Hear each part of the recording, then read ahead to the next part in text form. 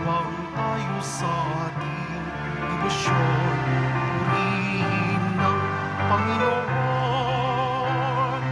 Viva Pong Jesus Nazareno, awit at papuri, alay namin sa iyo. Tingin ng dalangin at pagsamo ng bayan mo. Viva Pong Jesus Nazareno. Mga kapatid, simulan natin ang ating pagdiriwang sa ngalan ng Ama, ng Anak at ng Espiritu Santo. Amen. Ang pagpapala ng ating Panginoong Hesukristo, ang pag-ibig ng Diyos Ama, at ang pakikipagkaisa ng Espiritu Santo, naway sumainyong lahat. At sumaiyo rin. Sa mga naririto po, gayon din na mga sumusubaybay sa atin sa pamamagitan ng live streaming sa Facebook, YouTube, Twitter at TV Maria, magandang umaga po sa inyong lahat. At sa mga kapatid nating nasa ibang panig ng daigdig, isang mapagpalang araw po sa inyo. Ngayong Biyernes, tinatawag tayo ng Panginoon na hanapin at pakinggan ang tinig ng Espiritu Santo, ang kanyang ipinangakong gabay para sa lahat ng ating pagpapasya, para sa lahat ng ating mga ginagawa at ng mga pag-asa ng mga direksyon natin sa ating buhay. Mga kapatid, tinipon tayo bilang kaanib ng angkan ng Diyos, kaya dumulog tayo sa maawaing Panginoong nagpapatawad ng lubos.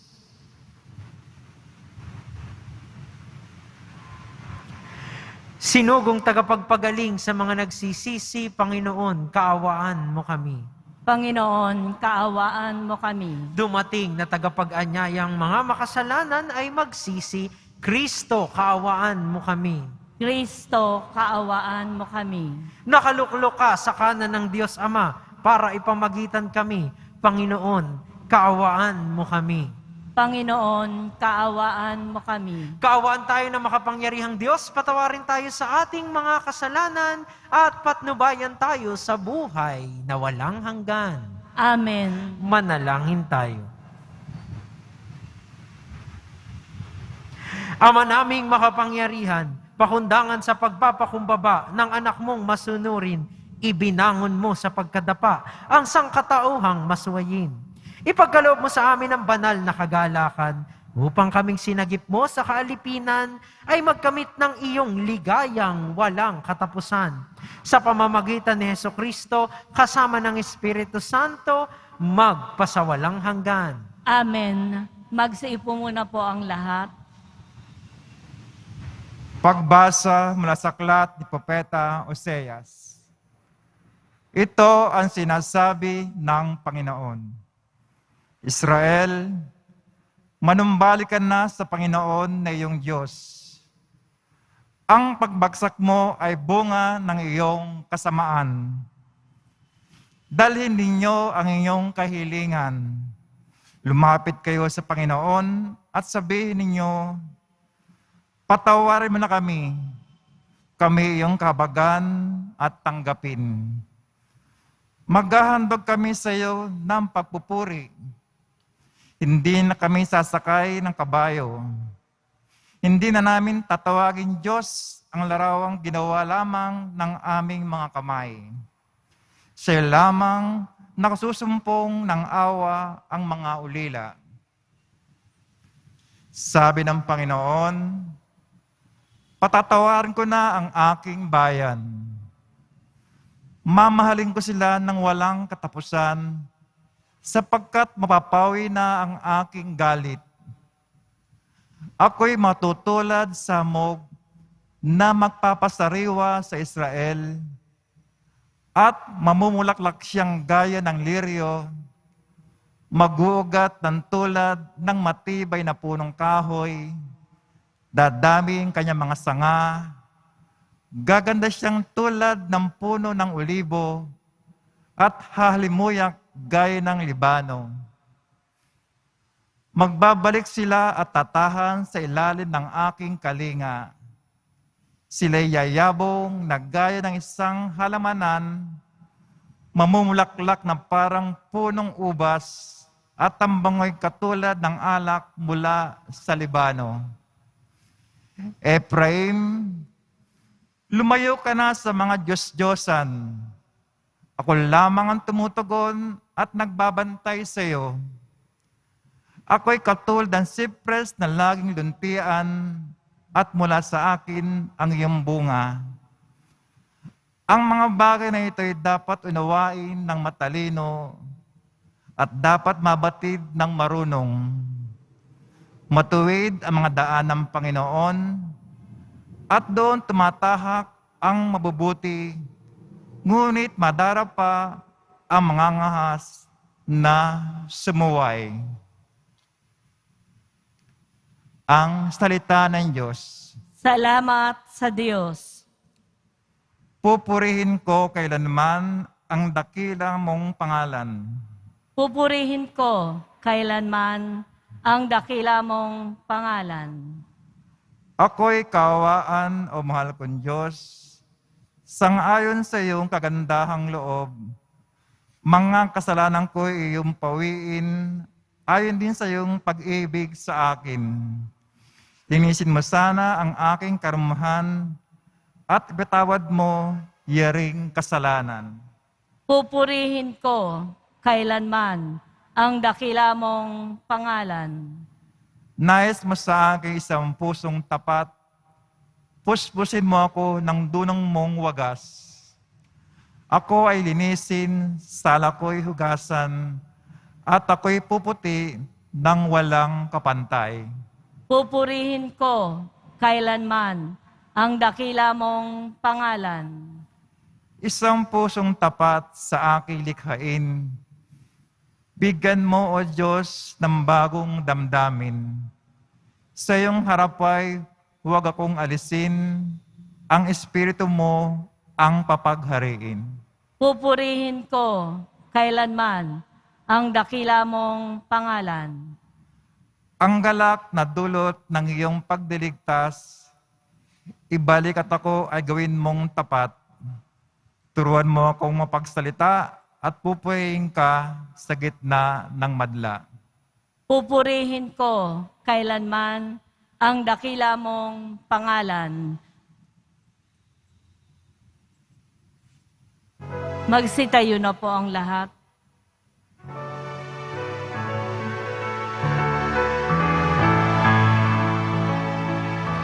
Oh, hallelujah. Oh, hallelujah.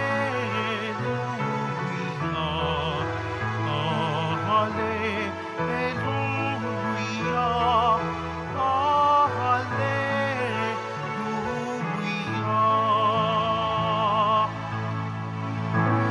Pagdating ng Espiritu, itataguyod niya kayo sa tanang itinuruko. Oh, hallelujah. Oh, hallelujah. Oh, hallelujah. Oh, hallelujah.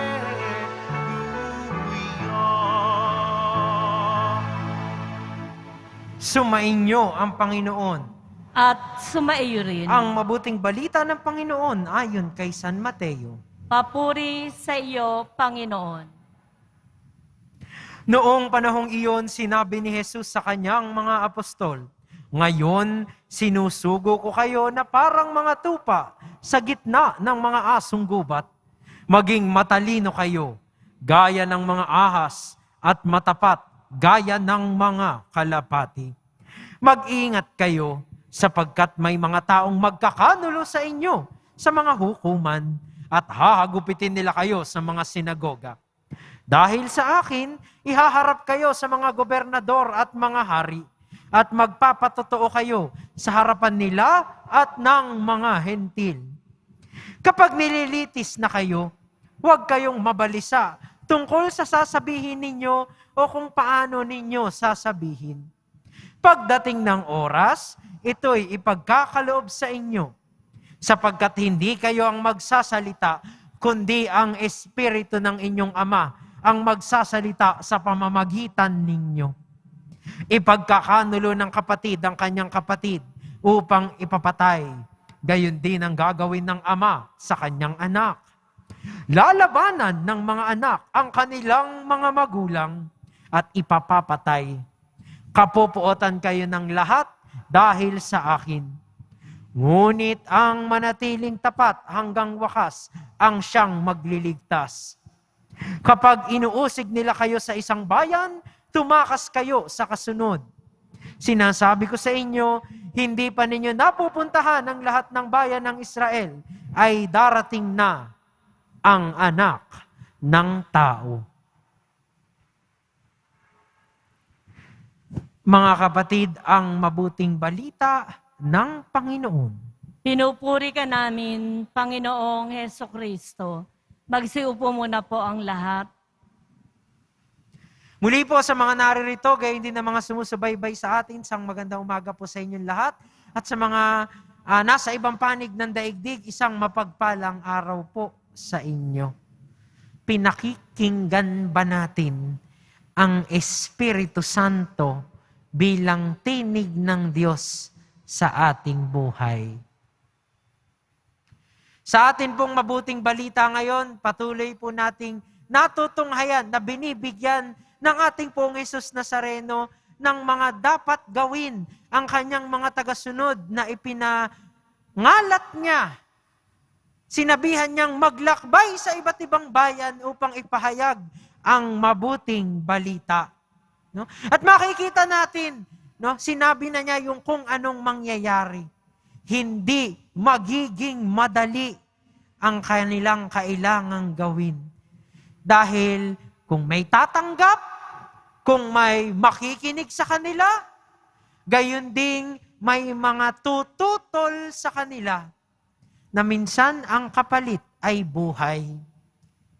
Kung may mga magkakasundo dahil sa mabuting balita, dahil sa kanilang pagpapahayag na narito na ang tagapagligtas, ang ating pong Jesus Nazareno, may mga dibisyon, may mga away ding mangyayari. Mga bagay na hindi maiiwasan. Na wala na sa kontrol ng kanyang mga tagasunod. Pero ano ang pinakamahalaga? Sinabi rin niya, at ito ang ating pagninilayan, na hindi naman sila ang mismong magsasalita. Subalit sa pamamagitan nila, nagsasalita ang Espiritu ng Ama. Ang Espiritu Santong gagabay sa kanila, sa kanilang misyon. Natisa itong paalala sa atin bilang mga Kristiyano. Bilang tinatawag na sana yung pananampalataya natin buhay sa ginagawa natin, sa mga pagpapasya natin, sa mga sinasabi nating salita sa kapwa. At tinatawag tayo na unang-una, kilalanin na sa ating pamumuhay, buhay ang Espiritu.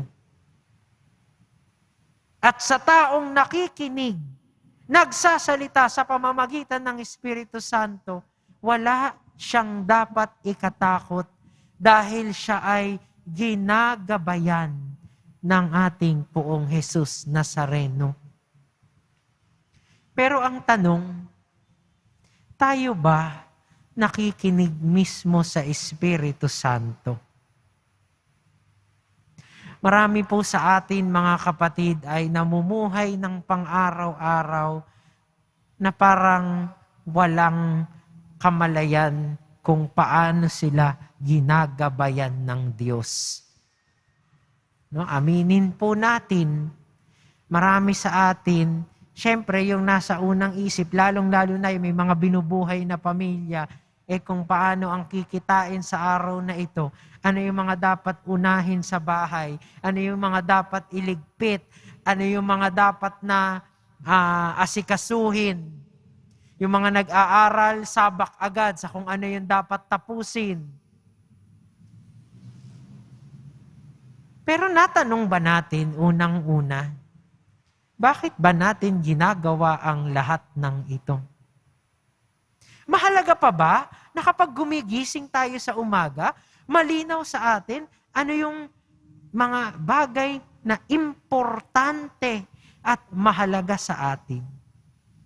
O bilang mga nananampalataya, natatanong ba natin sa mga sarili natin kung ano ang kalooban ng Diyos para sa atin at ano yung dapat nating gawin para matupad ito?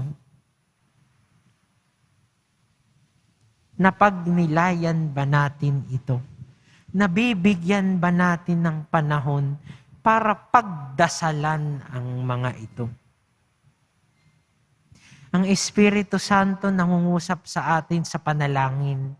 Ang Espiritu Santo nangungusap sa atin sa mga nararamdaman natin. Sa mga responsibilidad din natin. Pero nakikinig ba tayo? Pag ba pumapasok tayo sa simbahan, ano ang unang nasa isip natin? No?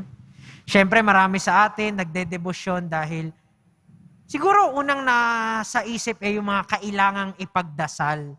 Mga gustong mangyari sa ating buhay. Hindi po mali. Pero natanong ba natin kung tayo may gusto sa buhay, di ba't naisip din natin, ang Diyos din may gustong gawin para sa atin? Ang Diyos din may gustong gawin natin. Nabigyan ba natin ng panahon na makinig sa Kanya?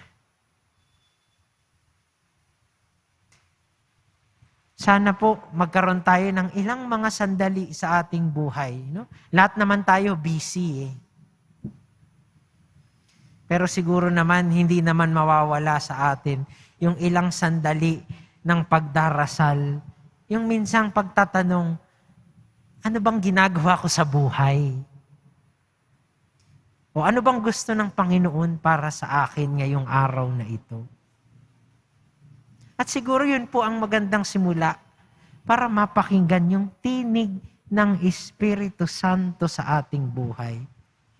Nang mapakinggan natin yung mission din natin. Mapakinggan din natin ano yung gusto ng Diyos para sa atin. Mapakinggan din natin kung saan niya tayo pinatutungo at saan din papunta ang buhay natin. Kaya naman po sa pagpapatuloy ng ating banal na misa, hingin natin yung biyaya na laging maalala, magkaroon ng panahon para pakinggan ng Diyos at gawin yung ninanais niya. Nang sa gayon, patungo tayo papalapit sa Kanya. Nang sa gayon, maipalaganap din natin at maging buhay yung pananampalataya natin sa ibang tao. Kasi malay natin, yung mga simpleng ginagawa natin, may epekto sa iba. Yung mga pagpapasya natin na gawin ito, tanggihan ng mga ito, piliin ang bagay na ito, patungo sa Diyos at madadala natin ang kapwa natin. Sa mga asikasuhin man sa ating pamilya, sa ating mga trabaho, sa ating mga pagtupad ng pangarap natin sa buhay. At sa pagsimula ng araw na ito, tanungin natin yung ating mga sarili.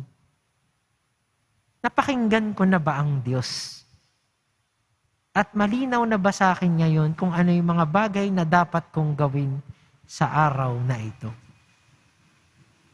Mahal na pong Jesus Nazareno, maawa ka sa amin.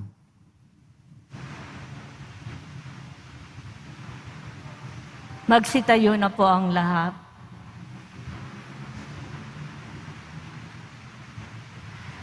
May tiwala sa paggabay at proteksyon ng Diyos, halina't lumapit tayo sa Kanya na siyang laging handa sa pagkalingang hindi magmamaliw. Ama, ipadala mo sa amin ang iyong Espiritu. Ama, ipadala mo sa amin ang iyong Espiritu.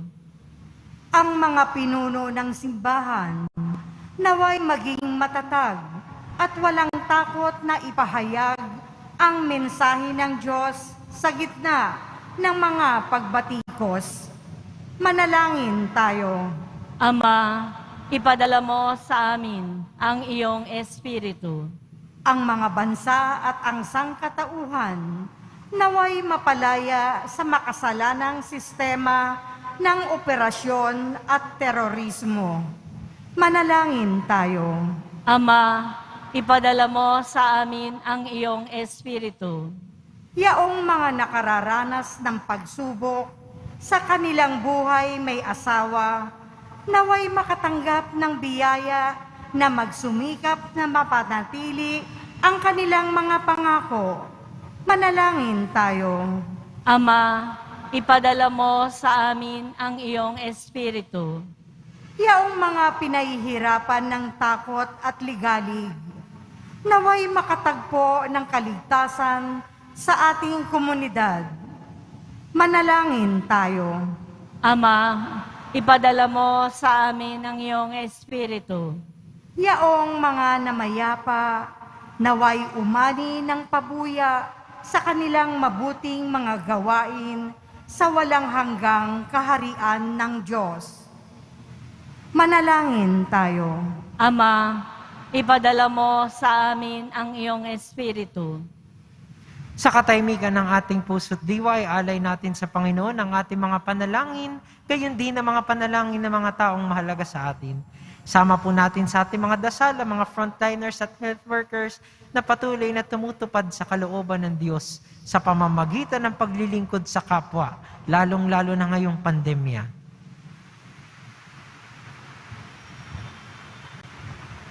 Manalangin tayo. Ama, ipadala mo sa amin ang iyong Espiritu. Ama, ikaw ang pinagmumulan ng buhay. Lupigin mo ang kadiliman ng kasamaan sa aming mga puso at punuin mo kami ng liwanag ng iyong pagpapala.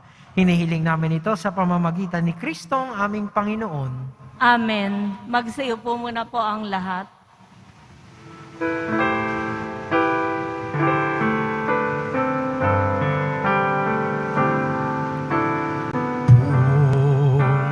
Jesus Nazareno, naririto kami sa harap mo. Alak at tinapay alay namin sa iyo, mula sa tangkay ng ubas at putit ng trigo, upang dugo't katawan mo. Jesus Nazareno, alak at tinapay sa tanan ay nagbibigay buhay. Biyayang kaloob mo ay aming inaalay, aming giling pagpapalat, buhay na dalisay.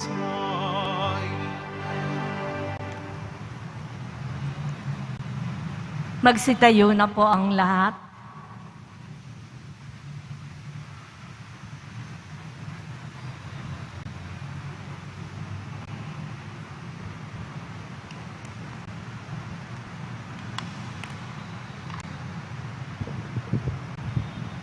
Manalangin kayo mga kapatid upang ang paghahain natin ay kalugdan ng Diyos amang makapangyarihan. Tanggapin nawa ng Panginoon itong paghahain sa iyong mga kamay, sa kapurihan niya at karangalan sa ating kapakinabangan at sa buong sambayanan niyang banal. Ama naming lumikha, ang paghahain namin sa iyong ngalan ay siya nawang sa amin dumalisay, upang ito ay maging pagganap araw-araw ng aming paglipat sa buhay sa kalangitan. Sa pamamagitan ni Jesucristo, kasama ng Espiritu Santo, magpasawalang hanggan. Amen. Sumainyo ang Panginoon. At sumaiyo rin. Itaas sa Diyos ang inyong puso at diwa. Itinaas na namin sa Panginoon. Pasalamatan natin ang Panginoong ating Diyos. Marapat na siya ay pasalamatan. Ama naming makapangyarihan, tunay ngang marapat na ikaw ay aming pasalamatan. Sa iyong paglingap at kagandahang loob, ang tao'y nilikha mo't pinangasiwa sa sansinukob. Sa hangad mong siya'y iwastong lubos, siya'y pinagdusa mo sa kanyang pagtalikod. Sa iyong paggiliw iyong ipinahintulot na makabalik siya sa pamamagitan ni Kristo Jesus. Kaya kaisa ng mga anghel na nagsisiawit ng papuri sa iyo nang walang humpay sa kalangitan, kami nagbubunyi sa iyong kadakilaan.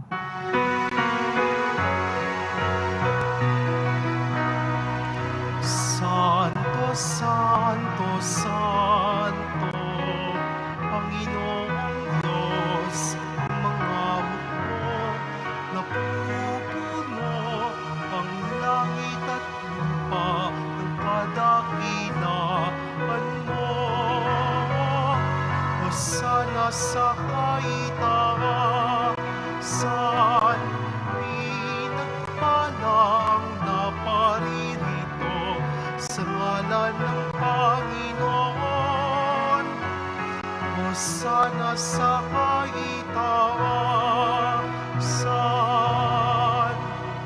Magsiluhod po ang lahat. Ama naming banal, ikaw ang bukal ng tanang kabanalan. Kaya't sa pamamagitan ng iyong Espiritu, gawin mong banal ang kaloob na ito upang para sa amin maging katawan at dugo ng aming Panginoong Hesukristo. Bago niya pinagtiis ang kusang loob na maging handog, hinawakan niyang tinapay. Pinasalamatan kaniya, pinaghati-hati niya iyon, iniabot sa kanyang mga alagad at sinabi, "Tanggapin ninyong lahat ito at kanin. Ito ang aking katawan na ihahandog para sa inyo."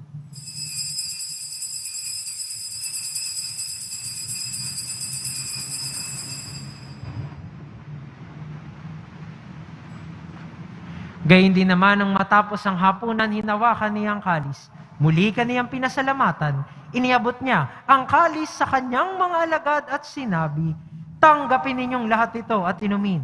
Ito ang kalis ng aking dugo, ng bago at walang hanggang tipan.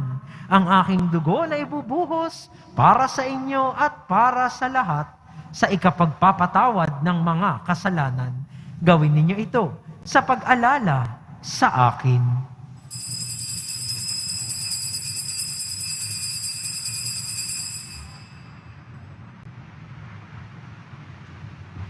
Magsitayo na po ang lahat. Ipagbunyi natin ang misteryo ng pananampalataya. Si Kristo'y namatay, si Kristo'y nabuhay, si Kristo'y babalik sa wakas ng panahon. Ama, ginagawa namin ngayon ang pag-alala sa pagkamatay at muling pagkabuhay ng iyong anak. Kaya't iniaalay namin sa iyo ang tinapay na nagbibigay buhay at ang kalis na nagkakaloob ng kaligtasan. Kami nagpapasalamat dahil kami iyong minarapat na tumayo sa harap mo para maglingkod sa iyo. Isinasamo namin kaming magsasalo-salo sa katawan at dugo ni Kristo ay mabuklod sa pagkakaisa sa pamamagitan ng Espiritu Santo. Ama, lingapin mo ang iyong simbahang laganap sa buong daigdig. Puspusin mo kami sa pag-ibig. Kaisa ni Francisco naming Papa at ni Jose naming Obispo at ng Tanang Kaparian. Alalahanin mo rin ang mga kapatid naming nahimlay nang may pag-asang sila'y muling mabubuhay, gayon din ang lahat ng mga pumanaw. Kaawaan mo sila at patuloyin sa iyong kaliwanagan. Kaawaan mo at pagindapatin kaming lahat na makasalo sa iyong buhay na walang wakas. Kaisa ng mahal na Birheng Maria na Ina ng Diyos, ng kabiyak ng puso niyang si San Jose, kaisa ng mga apostol ni San Juan Bautista at ng lahat ng mga banal na namuhay dito sa daigdig ng kalugod-lugod sa iyo, maipagdiwang naman namin ang pagpupuri sa ikararangal mo sa pamamagitan ng iyong anak na aming Panginoong Hesukristo. Sa pamamagitan ni Kristo, kasama niya at sa Kanya, ang lahat ng parangal at papuri ay sa iyo, Diyos Amang makapangyarihan, kasama ng Espiritu Santo, magpasawalang hanggan. Amen.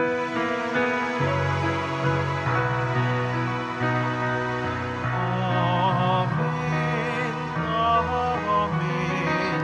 Amen.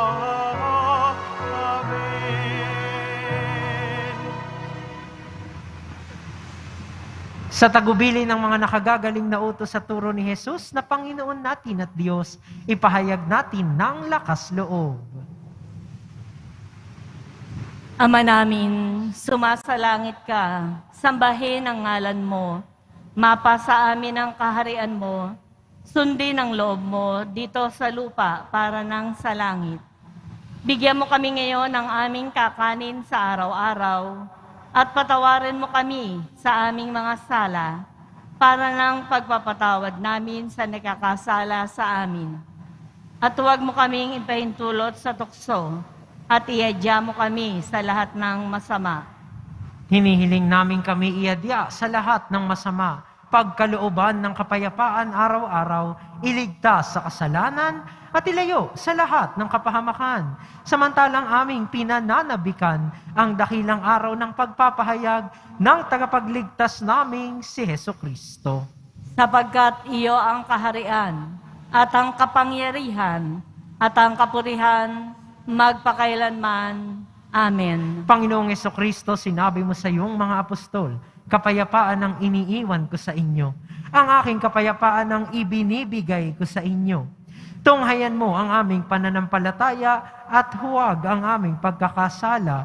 Pagkalooban mo kami ng kapayapaan at pagkakaisa ayon sa iyong kalooban, kasama ng Espiritu Santo, magpasawalang hanggan.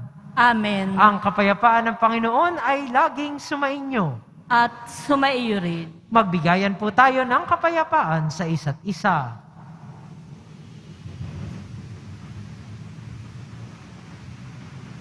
Kordero ng Diyos na nag-aalis ng mga kasalanan ng sanlibutan, maawa ka sa amin. Kordero ng Diyos na nag-aalis ng mga kasalanan ng sanlibutan, maawa ka sa amin. Kordero ng Diyos na nag-aalis ng mga kasalanan ng sanlibutan, ipagkaloob mo sa amin ang kapayapaan. Magsiluhod po ang lahat.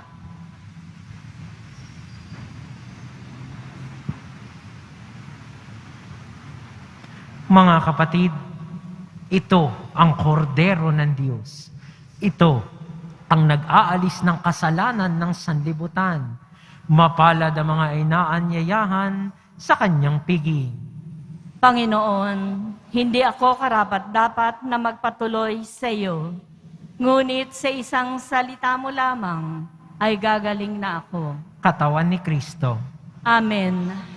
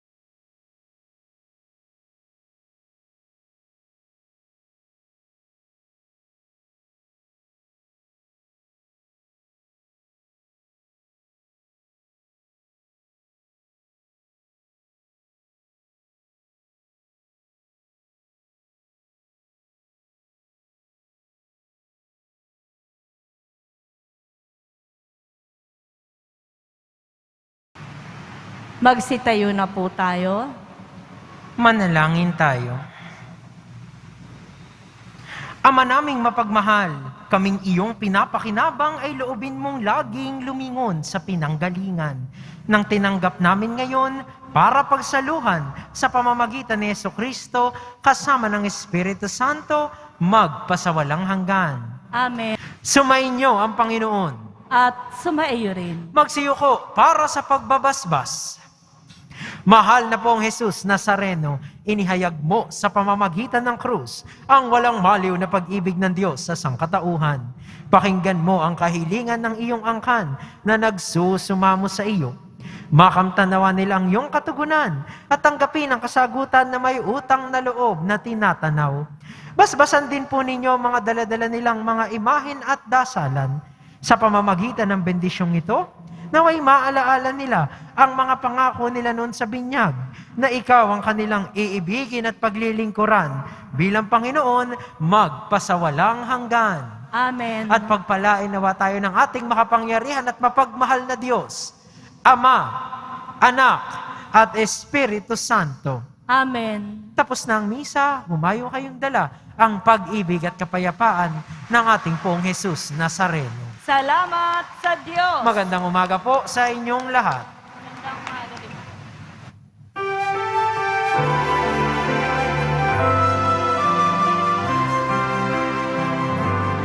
Nuestro Padre Jesús Nazareno.